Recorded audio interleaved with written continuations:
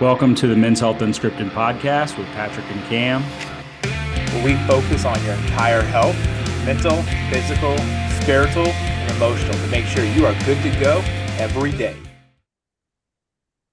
Welcome to the Men's Health Unscripted podcast with Patrick and Cam, and we've got the GOAT for the guest today. We have Dr. Angela Garcia. She is, first of all, one of Cam and I's mentors from pharmacy school back in the day, but also she's a pharmacist and a consultant pharmacist.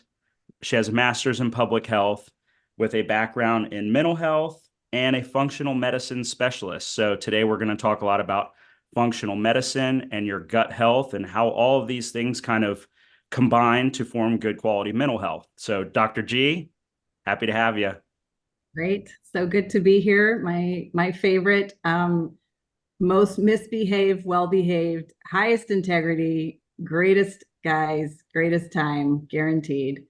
So it's great. I love that you guys are doing this. I think it's really important to have a venue for people to connect with. So getting into gut health. So you guys have heard this, but a lot of people may or may not know the name, but Hippocrates, was way back. And he kind of is known as like the father of medicine. He started putting things together, figuring out exposures, those sorts of things. If you sip a little poison every day, nobody can poison you. Maybe a slight bit of paranoia in there, but little bits really give your body an opportunity to sort of acclimate. And it's really important when you start to think about it from a gut health perspective, because whatever you put in your body is going to affect every component of your body, right? And I think the biggest thing is really recognizing food is medicine, right? And food is medicine.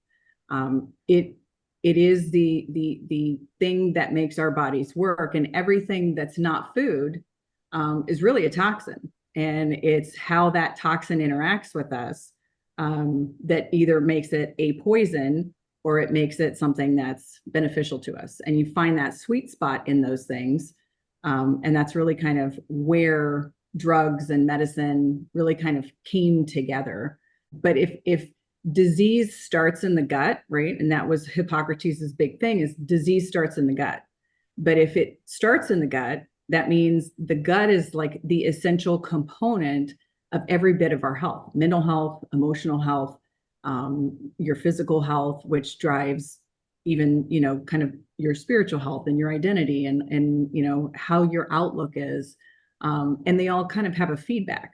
So, for me, if the gut is the core of all health, then food has to be the cure for all health. And so, we come across, and in functional medicine, we want to get the body back to the function in which it was designed, right? Because our bodies are incredibly designed. They are designed to heal themselves, function without disease, be able to be enhanced for peak performance. But if you haven't taken care of your body, which most of us haven't, this kind of the unfortunate thing is that, over time we have gotten more dependent on what to do to fix the problem instead of preventing the problem. And that's really with functional medicine. It's returning back to the original design and function and the properties of that in the body, because when you do that, you can start to shift the way the body works and the way the body fights disease, the way the body overcomes disease and injury and illness. But when we start with somebody who already has the chronic disease developed, it takes time. And depending on how much damage has happened, kind of is how much you can, remove. And there's some things that are just, there is a baseline that has to be there, but the fewer, the better.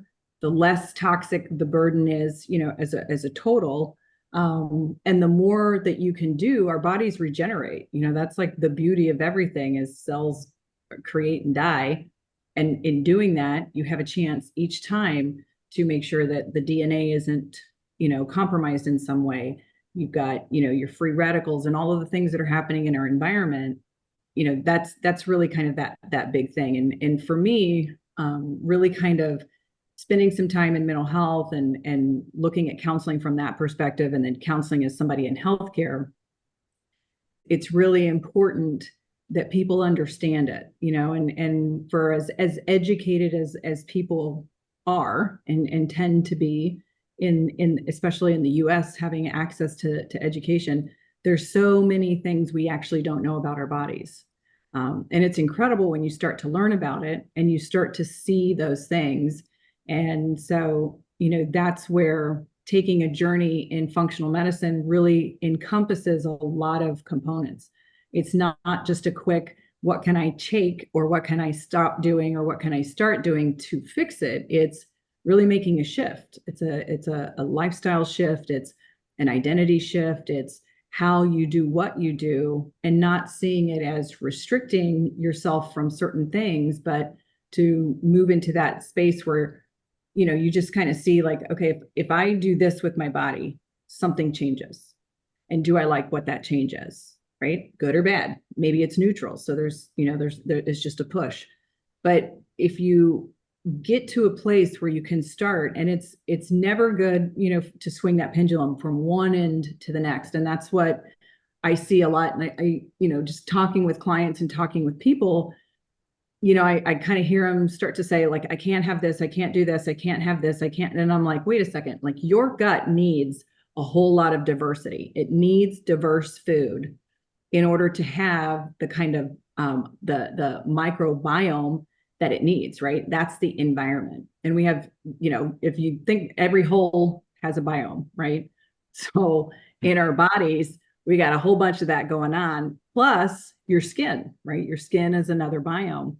But that biome is this little tiny, like, little universe, and everything in it has a function, and everything has an outcome. And in our gut, that's like the central space. You guys have learned this.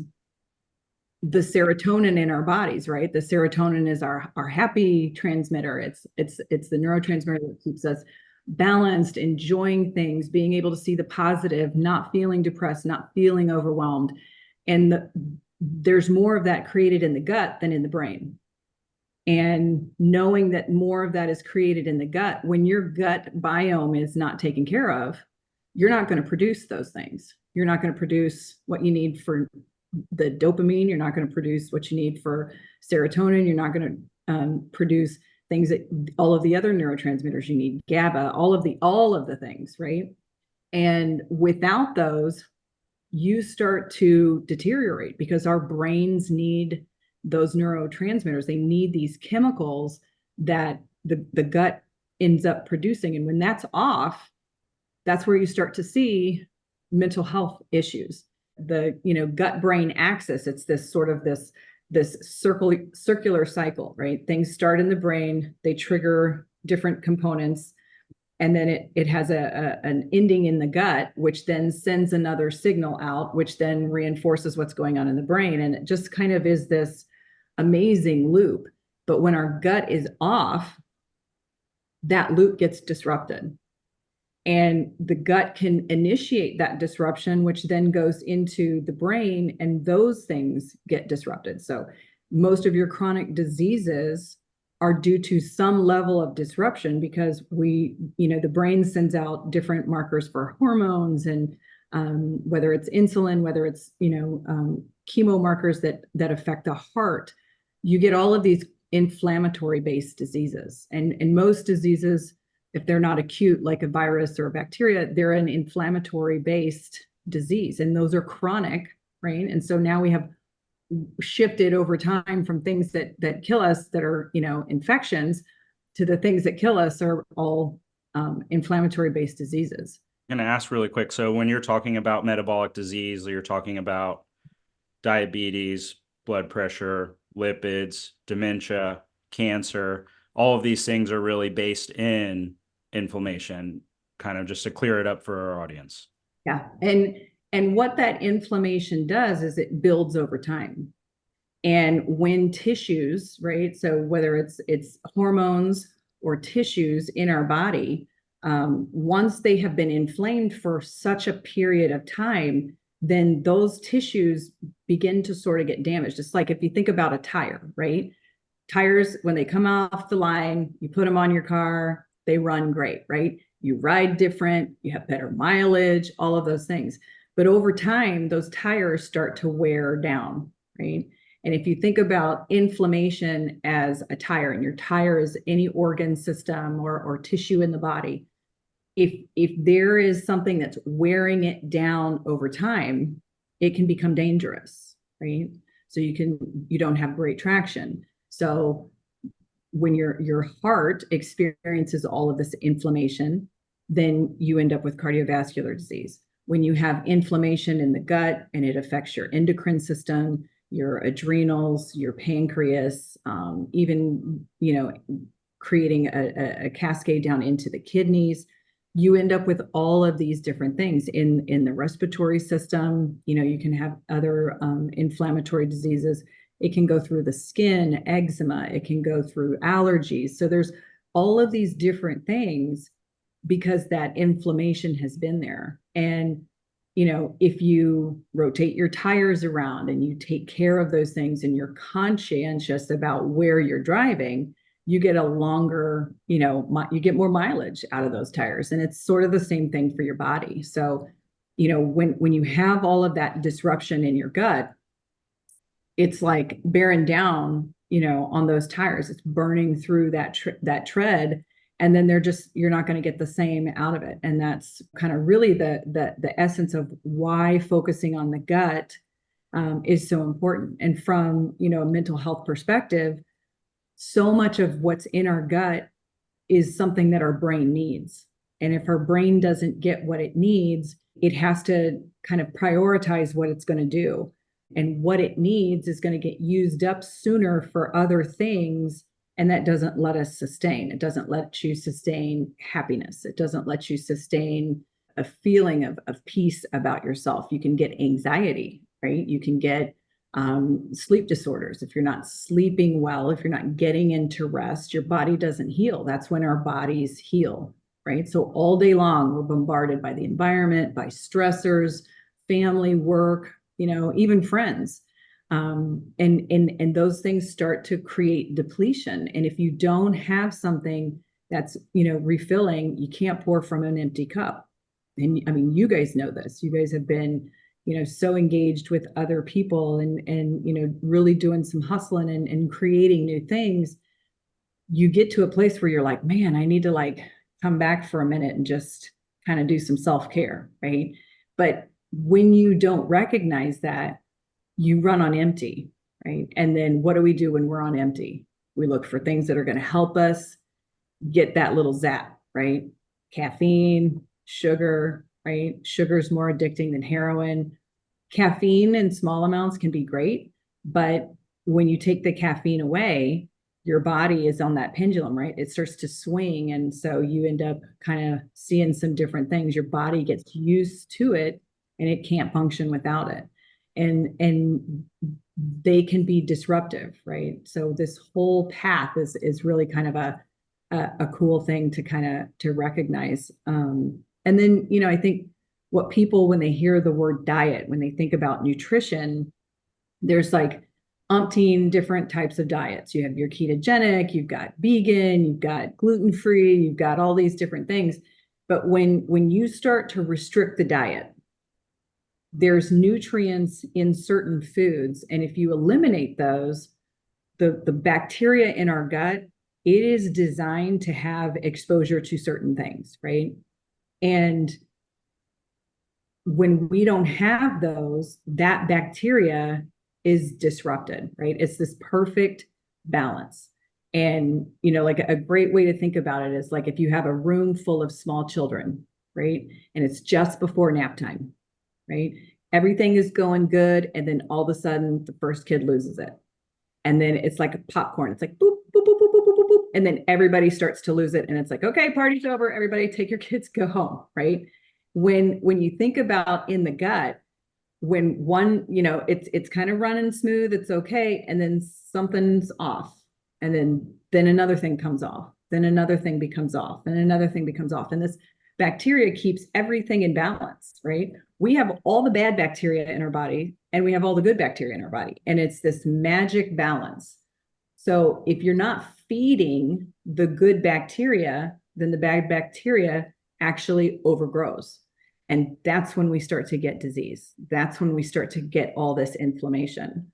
So when you restrict food, you can set that balance off. Taking medication can set that balance off. Being sick, right? Having a virus or a bacterial infection can set that balance off. And so when that happens, right, you kind of, the old saying, starve a fever, feed a cold. There's really a reason behind that, because it's how food is used as medicine to treat what's going on. When you think about diets, like one of the most balanced is the Mediterranean diet, because it has fats, it has proteins, it has fruits, vegetables. There's components of dairy, but it's more the non-inflammatory, right? So goat and lamb is the least inflammatory. But it's also in eating for a different purpose. When I started my functional nutrition training, the one of the things that stuck out the most was one of the instructors was like, you have to smell your food. And I was like, who doesn't smell their food? Like, I always sniff it, because I'm like, if it doesn't smell good, I'm not putting it in my mouth. Like, that's just not a thing. So when you do that, though, it's a signal to your brain, and your brain starts to kick in for the body to make enzymes. And those enzymes are necessary in every different component of the digestive tract: the mouth, the stomach, the gut, your big, large intestine, small intestine. If those enzymes don't kick in, then you're not going to break down the food. And that food, then those nutrients that you need, they're not getting pulled out. And if they don't get pulled out and they're not at the size that they need to be, like broken down into molecule level, then your body can't absorb those. So, like, and I'm like notorious, like I will go, and then I'm like famished and I will eat. Like, I'm like, keep your fingers back, because I'm hungry and I need food. But I notice a difference when I don't slow down and eat, right? You're supposed to, if you think about food as medicine, you need to think about, okay, I want this to be good, healthy, and balanced, because what I put in is what I'm going to get out. If I put in modified foods, fillers, preservatives, coloring, all of those things, those create changes in the bacteria, which create inflammation.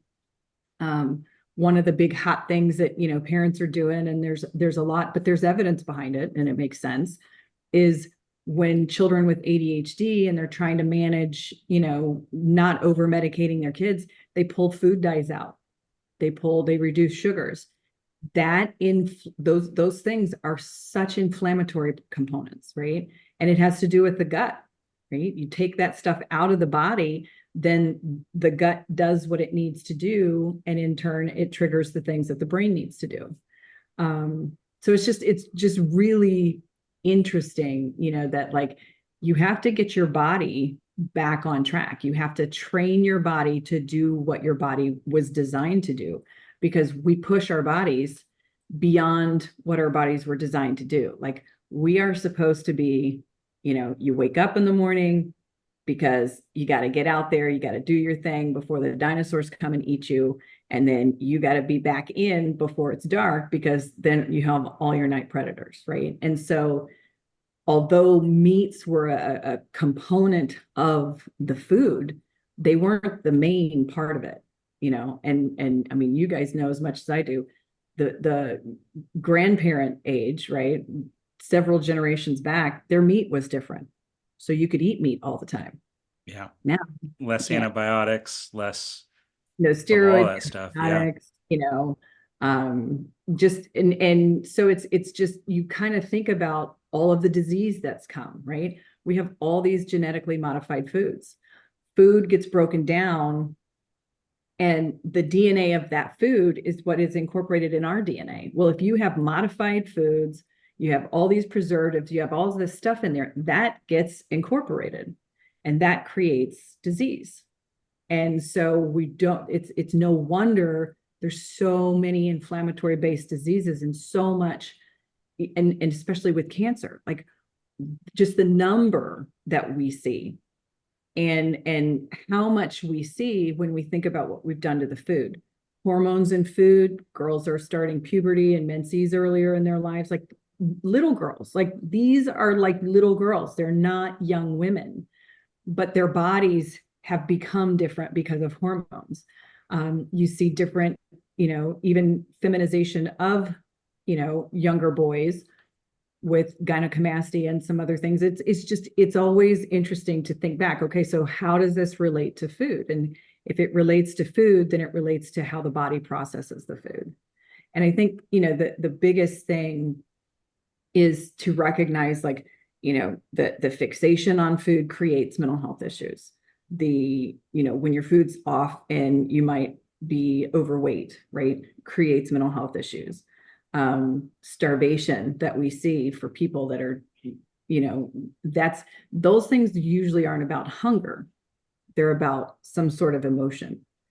And when that emotion is off, the disease component is using food either as punishment or as reward. And when the gut's off, the punishment and the reward are the wrong signals. When the gut is balanced, you have a greater probability of being able to sort through those things with the other, mental health modalities, counseling, therapy, even EMDR. So using eye movement to desensitize whatever the trauma is in order to actually do the healing. And, it's just kind of one of those great opportunities to say, how can we get involved with getting food back to its original design? It is designed as fuel for the body to run, and it can be used as medicine when the body's not running the way that it should. And I think you guys have both kind of seen that. You guys have experienced that. I remember at lunch, like two of my biggest guys, and I'm like, wow, they are herbivores now. This is new. This is great. And there was a question one day. There was a question one day at lunch, like from the peanut gallery, that was like Cam and I were sitting next to each other, just like hammering celery and spinach and stuff. And they were like, why are the men's health guys always eating leaves? And the answer is not like what they would want to hear. It's not something we can repeat it in school, but. Yeah, and then G was over there going like this. Like I look over at G and she's like, no. Like, Pat, just don't make them cry. Don't make them cry. They're not there yet, honey. They're not there. They'll catch up one day. And we're like, but yeah, that was so funny. If you don't know Dr. Garcia, well, she was like I think we talk about you all the time and never have like really said your name, but we're like, we had this really awesome professor who supported us and kind of got the men's health ball rolling and was like, this is fun. And you taught the men's health lecture in therapeutics. Yeah. Well, the lungs and stuff like that, the lung sections. Yeah. And so you were like, yes, men's health is great. And then I remember giving you the pitch for the org, and we started our own org at USF because the other ones were kind of boring, no offense, but we just wanted to do something different. I don't even think I've ever told Cam this, but I was talking to G in her office, and I was saying, like, this is what we're going to do. This is how we're going to like fundraise and make all this stuff happen. She's like, okay, well, you need to pick a co-chair and just think about who it would be. And I was like, I think Cam would be awesome because if he says something is a bad idea, it probably is. Cam is the litmus. I was like, either Cam says it's good or bad, and then I'll go with it. If he says it's bad or I'm crossing a line, I'm probably crossing a line. But that didn't always deter you. It just brought it to your conscious awareness. Right. And it would but then it makes you think about creative ways around stuff.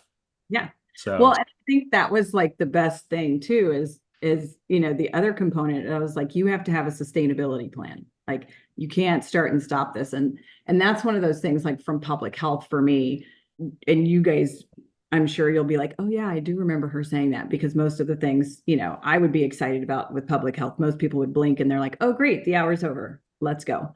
Right.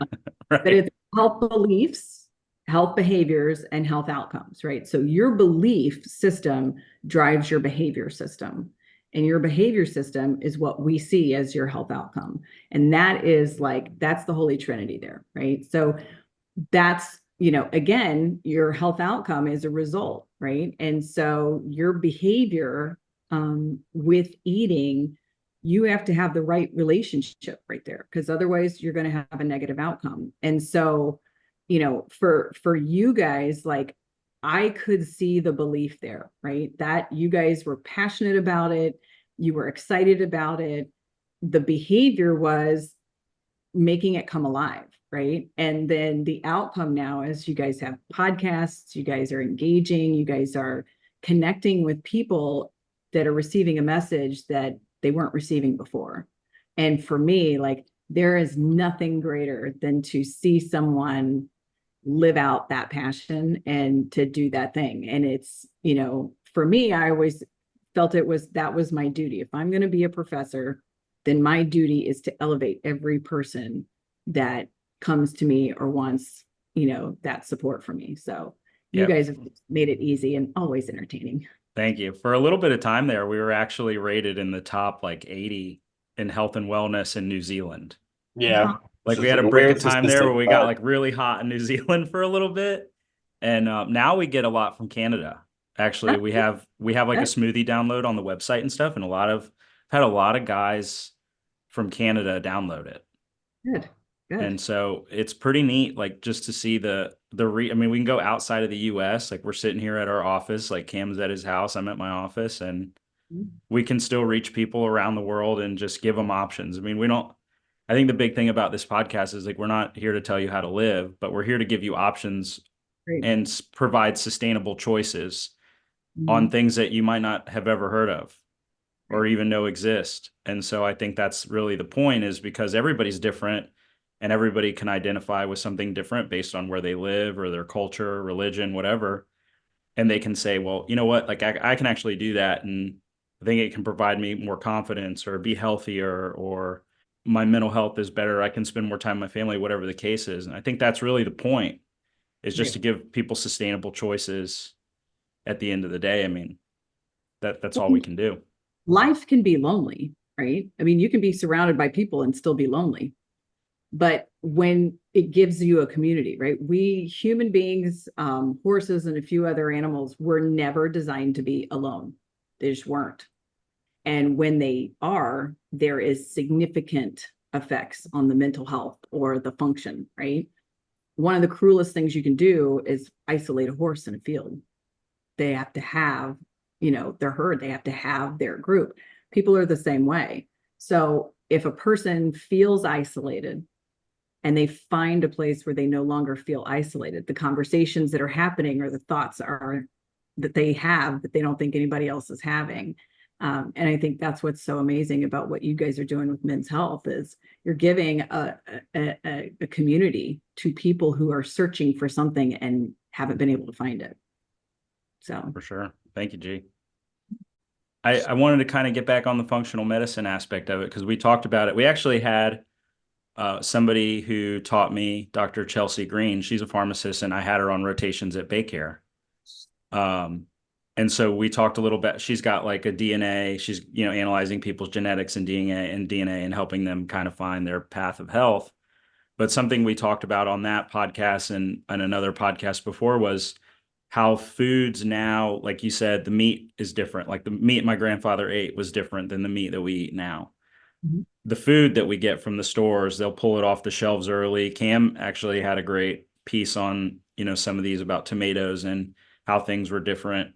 And the food that we get isn't necessarily as nutrient rich as it would have been, or it would be if you grew it and picked it when it was ripe right there from your yard.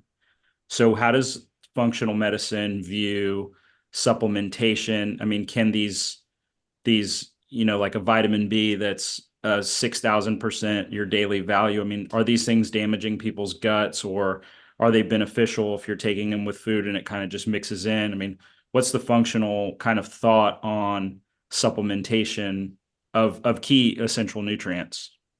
Well, and I'm glad you brought that up, because I support the use of supplements, right?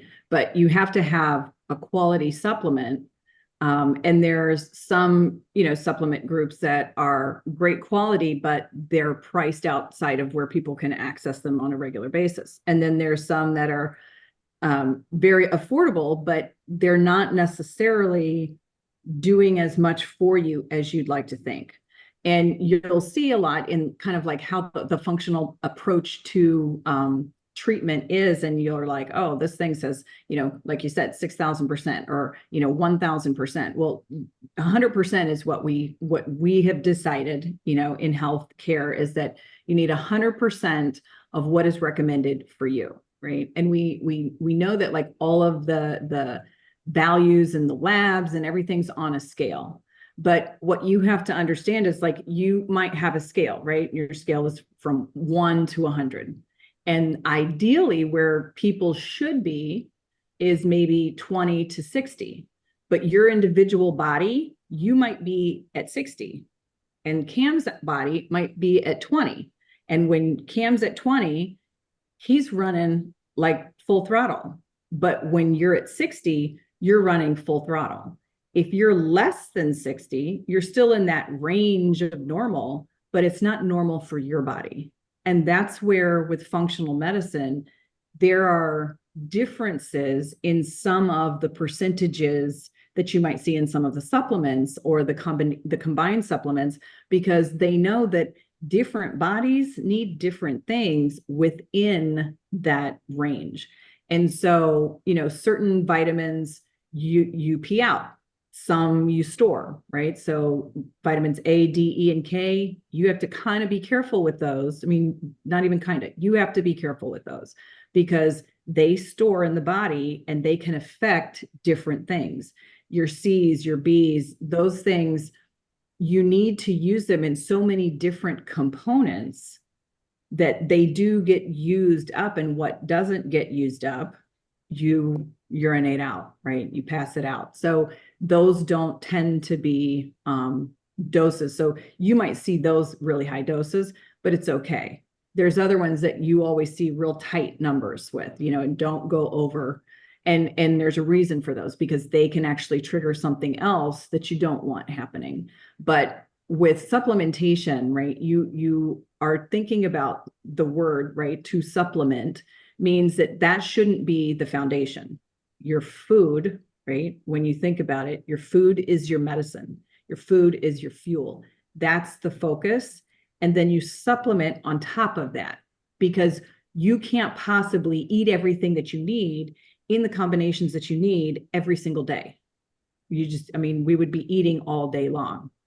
And so that's where the supplements come in, is that you kind of, design the base diet, right, or nutrition plan for a person, based on what their finances are, based on their taste preferences, where they're at in their inflammatory disease state of, like, what can they actually eat, because certain foods can cause inflammation in the body if there's an overgrowth of candida, if there's too many histamines, and those things happen when the gut's off balance. So it's sort of like you're chasing this circle.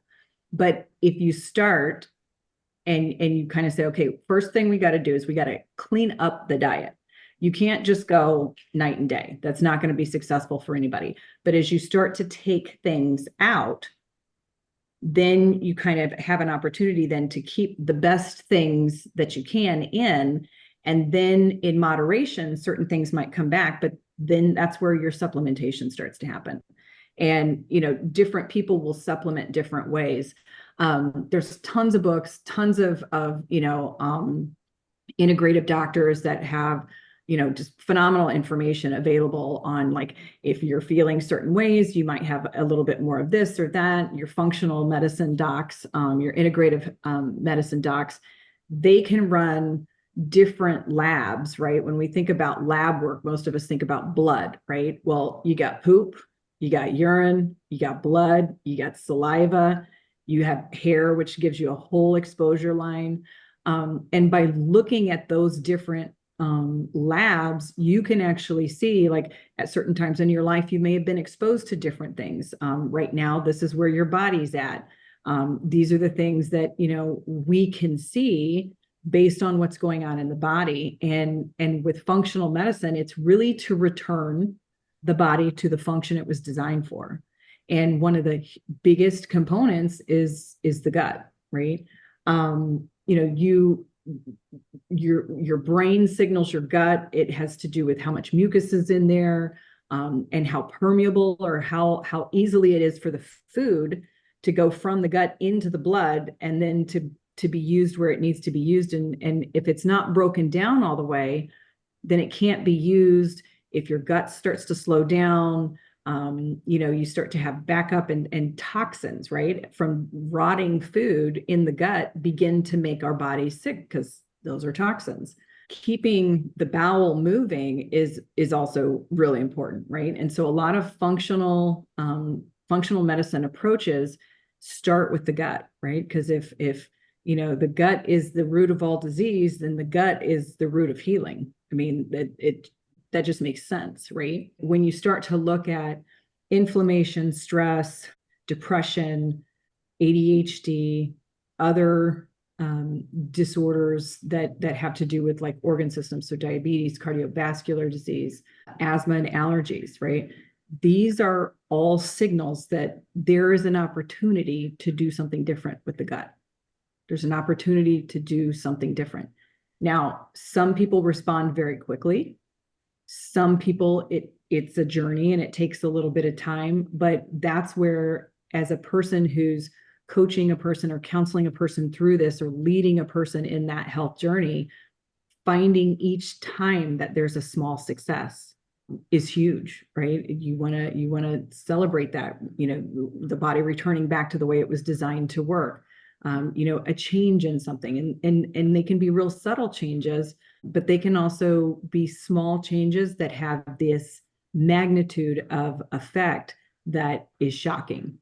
And if you're lucky enough to work with a patient, when that happens, it opens everything for them, right? And when you're carrying disease, and this is something that I noticed in myself growing up with asthma and allergies, and a pill for this and a pill for that, and inhalers here, and can't do this and can't do that. You become identified with a disease, and you're not a person with a disease, you are a disease. So we used to say diabetics, we used to say asthmatics, and that's the disease identity. But we have that, and it's easy to get that because it just takes over your life. It's who you are. It restricts everything you do. But with functional medicine, you start to change the gut. It starts to change how those things function.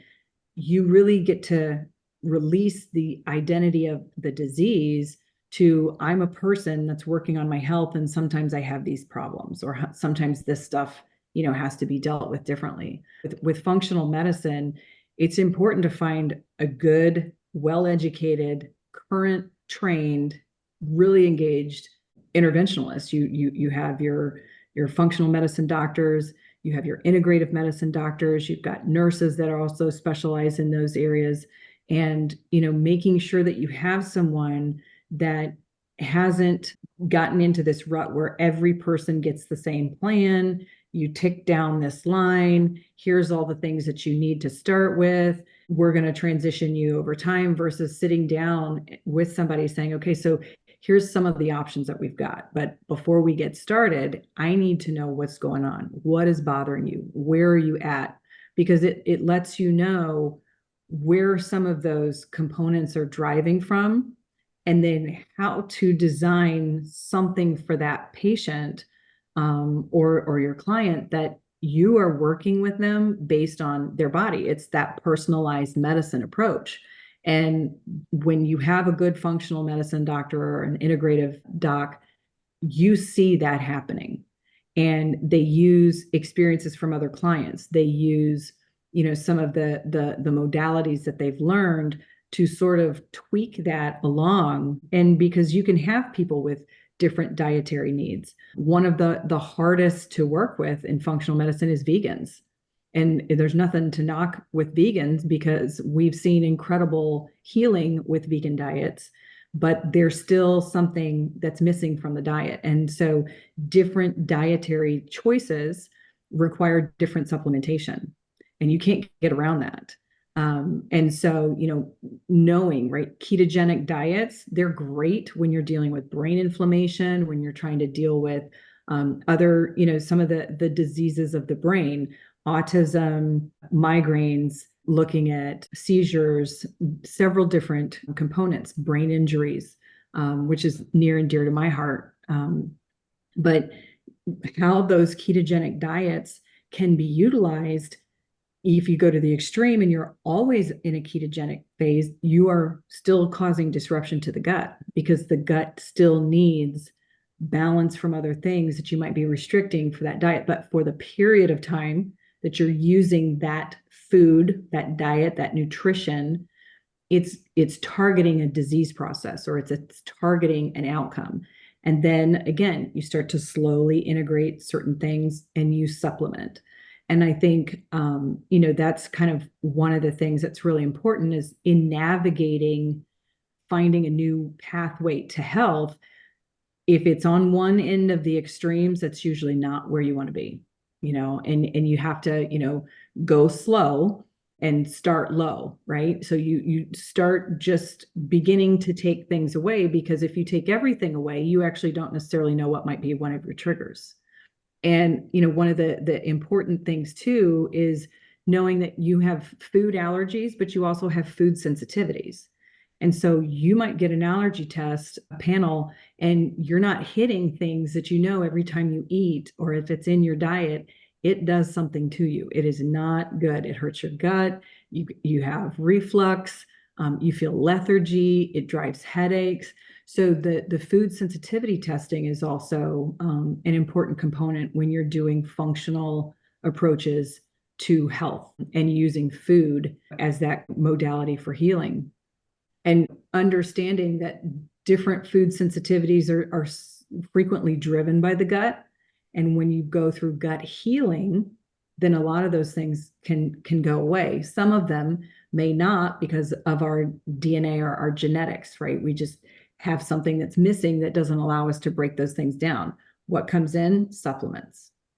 Those supplements then in the body start to trigger different reactions, enzymes, proteases, things that will help to break down the food, so that then you can get the actual nutrition from it, those little molecules of nutrition.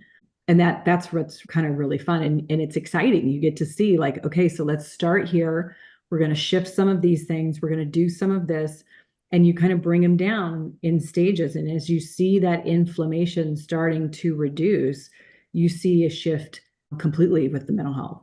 And you see a shift with function. You see a shift in joint pain. You see the difference in how our body starts to burn fat that we store as fuel and energy, and the muscle begins to develop differently. Just like people can use, exercise to punish themselves instead of to actually, enhance health and healing, people can do the same thing with food.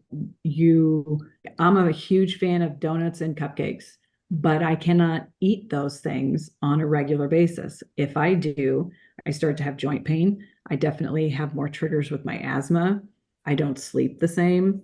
But understanding that the beauty of functional medicine is, the more you learn about how your gut works, right? Your biome in your gut works, the things that you can and can't do, and you know how to repair it, and you know how to fix those things. And one of the things that, we've kind of talked about this before, is fasting, right? Fasting can kick your body into a healing modality. And so you'll see sometimes with functional medicine approaches that they integrate fasting, and fasting doesn't have to be completely without food and only water, but there is something that happens when that is something that you can bring in. Fasting and doing certain times of the day where you do and don't eat is teaching your body how to reset and how to refunction, and how to use that. And when people fast, most people find a change in how they're able to think and function. They feel lighter, they feel happier, they feel like they can focus more. And that again goes back to the gut, which is a huge confirmation of that gut brain interaction. And for fasting, it's great to have that integrated in because it reduces inflammation. There's so much evidence on that. It's not even something to debate. It also helps the body kick into repair mode. Because if you're not using all of your body's energy to digest foods and deal with toxins that are building up in your gut and passing those out, your body shifts to repair mode because your body's always wanting to return back to its functional space. And wherever there's dysfunction, that's where the body starts to kick in. So you'll see that. You'll see people fasting. You start to get tissue repair, your joints, your muscles. You start to see that shift and that change. And it's great when you can work with somebody who understands what's going on with your body, understands kind of what's going on with all of the things that have contributed to your current state of health, and looking at it like, okay, so where do we start? And that's kind of it's a real personal thing. And I know, Pat, with some of the clients that you've been working with, it's sitting down and kind of seeing like how long, what the level of intensity is, what the extent of damage is from having that, longstanding inflammation or disease, looking at what the goal is, right? Because we have our goals, and it's important in functional medicine not to project your own health goals onto your patients or your clients, but to find out what their goals are. And you work to that goal. And then at that point, they may set a new goal. And, that's kind of that go slow kind of thing. You start putting them in there, then the belief, right, that they want to be healthy starts to really change behavior, because behavior is what's going to drive disease or health. And if you don't have, like, I am horrible with discipline, right? I can have discipline for almost everything, but there is a couple things that I'm like, oh, I need a buddy for this, right? I need an accountability partner for this because I just don't have the discipline there. But when you have that discipline to drive it, right? That discipline comes from consistent behavior and support of that behavior and acknowledgement of that behavior, and seeing how that behavior really leads to a different result. Because if you can change behavior, then they're going to consistently go forward in their health and healing. And that's, again, when you swing to those pendulums or you do these real drastic, things, you might change the belief, but it's not going to sustain the behavior, which means it's not going to change that outcome, long term. Sure. I was going to definitely ask, there's a lot of medications out there that actually deplete your nutrients. And I think that this is one of these things that kind of goes unsaid, because I've seen it with a few people who come in for a consult. Generally, I'll use the easy one, metformin and diabetes. Metformin, I feel like, is a pretty solid drug for controlled, as long as it gives them an opportunity to make a good change, but also depletes your B12. And there's other drugs out there that deplete really important vitamins. When you get a hold of a client and they're on some of these medications that you can easily identify, hey, you might have some nutrient depletion issues here. What's your first step as far as kind of getting them back on track? Just because I've noticed telling some of my clients, like, hey, let's find you a really good B supplement. They're pretty cheap. I mean, you can get a really solid B supplement for like $9, and it can last you 60 days. And they immediately, I mean, within 2 or 3 days, are like, I already feel better.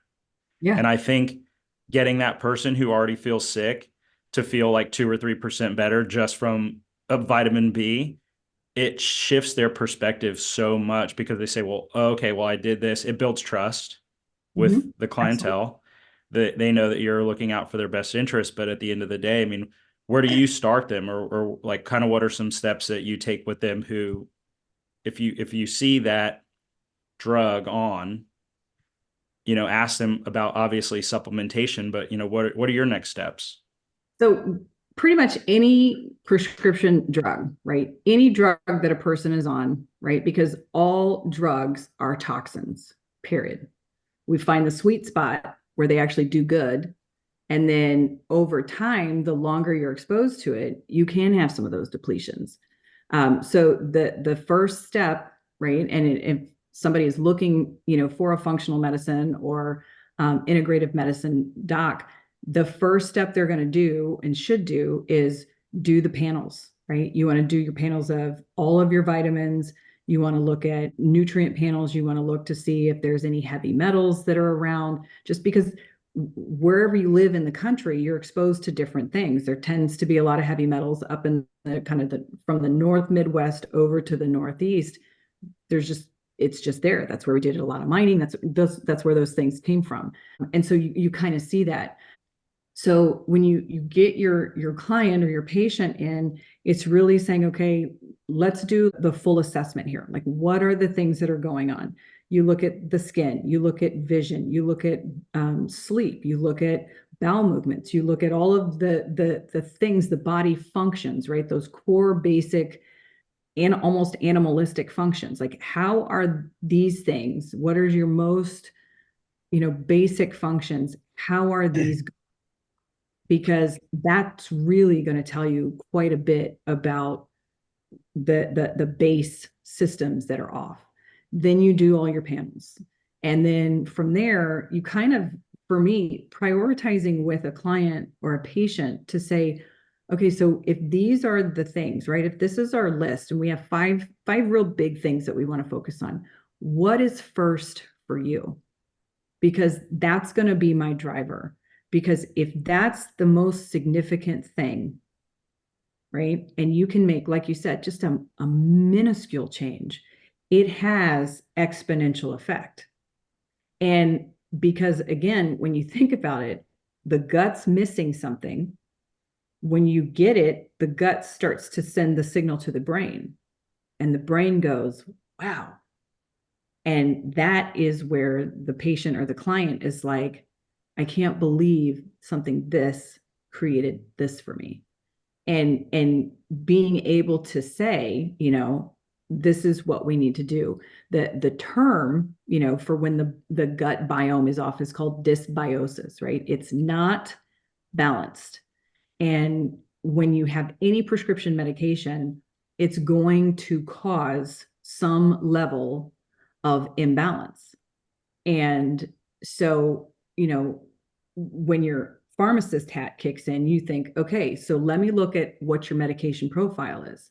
What on here is a drug that's treating a side effect because of another drug? And those become sort of the places that I like to focus on, because I'm like, okay, if these 5 things on your of the medications that you take, these 5 things are just for side effects, they're not actually for any disease in your body, then we got to fix this. We got to fix this. That's the starting space. And then you kind of then go back to like, what are the things that we can do, right? When you have sugar cravings, when you have bloating, when you have fatigue, insomnia, lethargy, right? A lot of those things are going to tell you the blood's off, right? Because oxygen is needed for a lot of these different functions. A lot of people are anemic, and a lot of drugs cause that anemia. So just starting to tweak some of those basic things, right? Your brain starts to get oxygen. Your organ systems are getting oxygen. Your body is like, wow, this is great. We've got fuel here.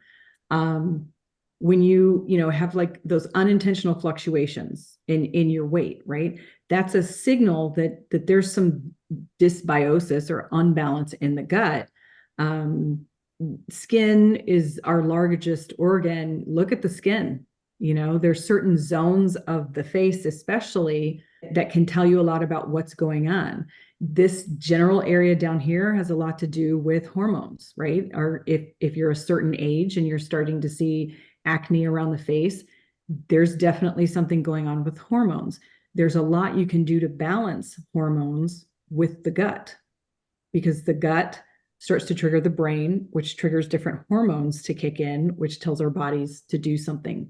And, so again, there's so many different places, but sitting down, having that conversation, finding out the priorities, running the labs on the basic function pieces, plus your nutrients, plus, certain elements that need to be in our bodies, different chemical markers that we look at in the body. So body chemistries, your blood cells, white blood cells, hemoglobin, hematocrit, all of these different things, your sodium, your potassium, those things, right?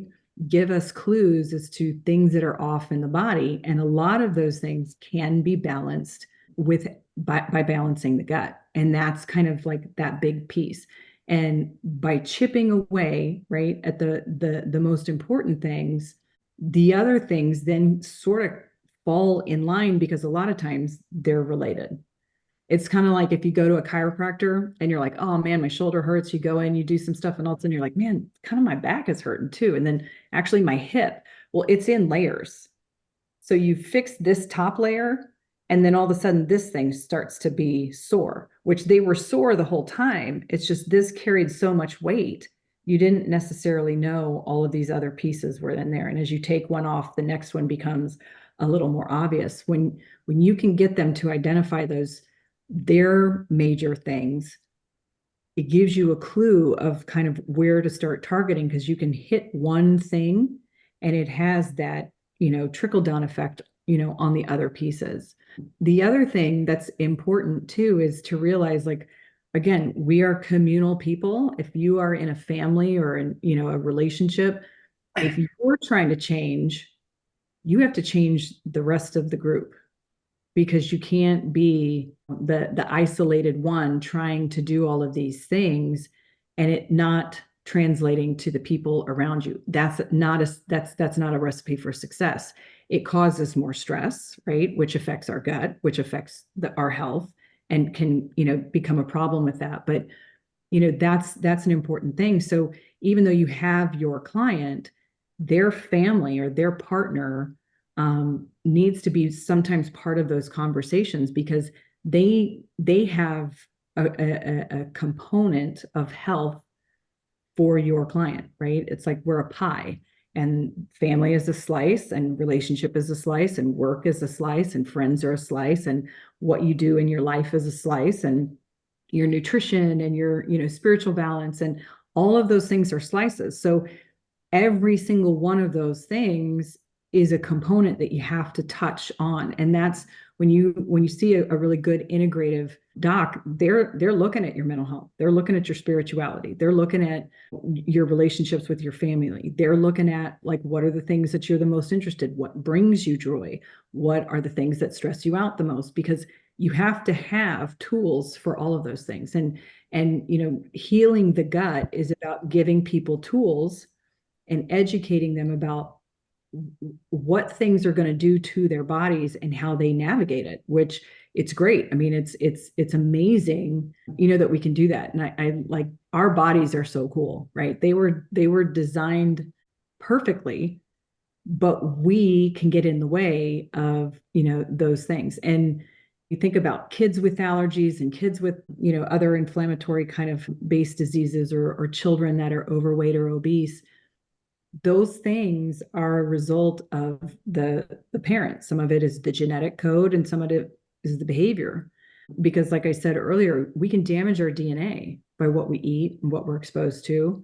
And that DNA passes along. And so if you're passing along diseased DNA or dysfunctional DNA, you're passing that stuff on to the kid. And so it's got a greater likelihood of showing up there. And so, those are definitely components, bringing the whole family in, kind of be a part of that. Some of the bigger inflammatory, you've got rheumatoid, the cardiovascular, diabetes, like we kind of talked about. There's a lot with autism spectrum. They do a lot with diabetes, or with the diet, especially with the ketogenic. Same thing with severe brain injury patients. Having a lot of fats around, having the right fats, but having a lot of those fats around feeds the brain and the brain's ability to heal, and kind of balancing those things. But, even fibromyalgias, right? They're showing a lot of that has to do with the gut. And so when you really kind of think about, that from a component, there's so much disease that we can actually eliminate because of just being in a position to balance the gut, let alone heal the gut. A lot of the conversations, a lot of people are addressing the leaky gut. So they'll go in and kind of look at what foods drive histamines, what foods drive yeast, what foods, kind of drive these things, and you might see phases of food changes. And so, you'll do some of the restriction early on. You kind of create this balance, helps the body kind of do things.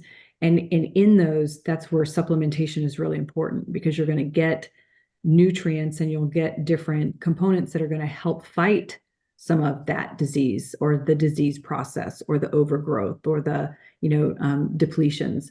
And so then your body shifts to the next phase, and then you work with the diet in that component, or the nutrition in that component, with the supplements, and those might change, right? So different phases of the healing of the gut are going to require different supplementation. And then you kind of move to something else where you've got balance. And, I can't imagine not having supplements. Like, I can't. My dad was putting something in my closet, a shelf up, and he's like, "What is all this?" And I was like, "This is kind of, I mix and match, and I do what I need to do depending on, what things are going on." How you can introduce certain things like oil of oregano, right? It's great when you travel, because you're going to be bombarded with things that are not in your normal environment, which has a tendency to increase the likelihood of a viral infection, or cold, or bacteria. When you do have a cold or bacteria, that, oil of oregano is great. Anything that's going on in the mouth, oil of oregano, clove oils, knowing that you have to put them in carrier oils, otherwise they burn. But, a lot of those things, using them as, antiseptics, antifungals, anti-infectives, a lot of those things, different herbs are huge. So even in the diet, integrating different herbs on top of different supplements, there's a lot of literature and evidence in that. And so some countries embrace it a little bit more openly, and they've invested a lot more research in that than the US, but we're seeing that shift. And one of the things, I kind of have thoughts both ways on it, and I'm sure you guys have kind of heard, they're continuing to push that regulation of supplements, which will then make them more like medication, which then creates the problem of who can access them and afford them. And so from that side, that bothers me, because I know, as a person who's already had to deal with, affording medications myself, that's never a good thing, to limit who can have access to things that benefit them. But on the other side, it also means that some of the not as beneficial or not as healthy products, you don't have somebody that's wasting money on those, or taking something that could potentially hurt them because it's not pure, it's got particulates or contaminants. But, I think that's kind of the big thing. So just in those approaches, and knowing that over time, as your gut heals, you're going to see changes more consistently and more significantly, which is a great thing. And you don't want to get stuck in a space where you're super restrictive and you're only eating certain things. You want some of that diversity, and finding your farmer's market. When I moved, the first thing I did was I was like, okay, bank, farmer's market, and then which are the doctors or specialists in the area that, I would be able to find and see. But the farmer's market it's such a difference. Like, you go there, your food doesn't turn bad when you hotbox your food, grow it in, greenhouses or whatever, or they pick it before it's ripe. It hasn't finished creating all the nutrients, so you're eating nutrient deplete food, even though it's fruits and vegetables, because it hasn't had the natural sun to let it grow and ripen where it needs to be in order for you to eat it, to get what you need from it. And, that just, that's one of the things that just chaps my ass the most is I go in, I buy my fruit, and within 2 days it's spoiled or bruised. It's already, versus I can go to a farmer's market and I know what I buy, I can keep for a week until I, cook it or prepare it or eat it. The quality of your food, the quality of your supplements, those are definitely things that are going to affect how you benefit your body in that journey to healing your gut, to heal the other components of your health. That's awesome, G. I definitely appreciate it, and I appreciate the awareness of just bringing gut health to life. Like, we haven't really we hit on it here and there on the podcast. I mean, we've covered a lot of different topics, and I think like hitting the gut specifically today has been really important, just because I think it showcases to people, and hopefully it'll showcase to our audience like how important that aspect is. And I know that, as we kind of wind it down here, like you have this brain, you have your gut health brain, guys have like another brain, Yes. and so all those brains together kind of make us who we are. And we have to, and like your heart too has, it's his own brain. And there's so many neurons and things that are going through all these aspects, and we don't think about it, but they really control each other.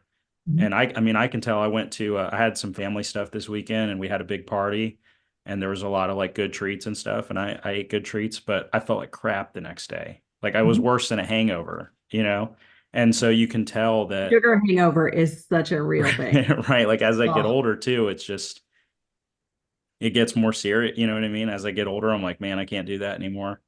And Mhm. it's like gotten to the point where even a little bit of like some sugar, even though it's good, it's just like it wrecks me. Mhm. So I got to really pick my spots on when I enjoy, treats and stuff with family and things like that. It's a game changer to understand these things. Well, and there's, like when we think about sugars, right? And just because, that triggered a tangent for me, coconut sugar, right, is much safer glycemic profile. You one-to-one exchange it for regular, granulated white sugar. You can bake with it. There's not a, real taste difference. At least that's noticeable. But, thinking about, if you love sweets, I'm never going to not eat a donut. I love hot dogs and I love cupcakes. Like those are my three things that like, man, if you want to like low blow hit me, you're going to remove those from my life.